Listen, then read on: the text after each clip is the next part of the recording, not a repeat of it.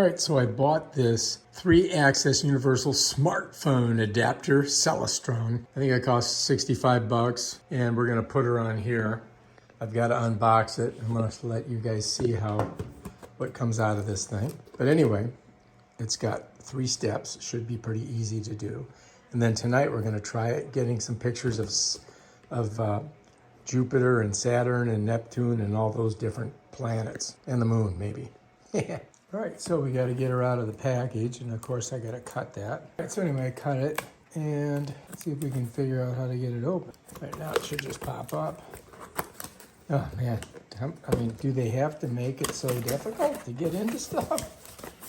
You know, I mean, they spent all this money on the packaging, it's crazy. So anyway, it comes with a couple different things. We'll have to look at them.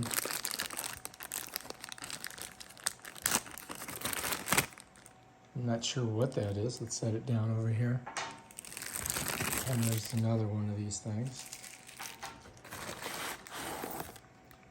Okay, so here is the unit itself. It does come with some info.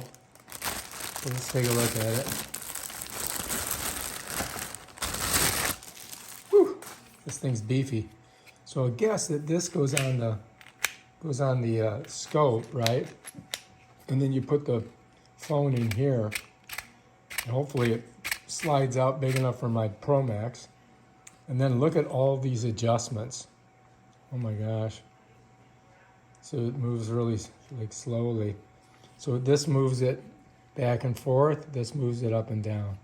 So tonight we'll try that and see how she works. I don't have any clue how these work. I'm gonna have to read up on it, but that's pretty much it. That is gonna be my smartphone attachment to this bad monster, and we're going to get some awesome video, I hope. If you like this video, subscribe to my channel. Check out my other awesome videos on stuff like this and this. Peace out.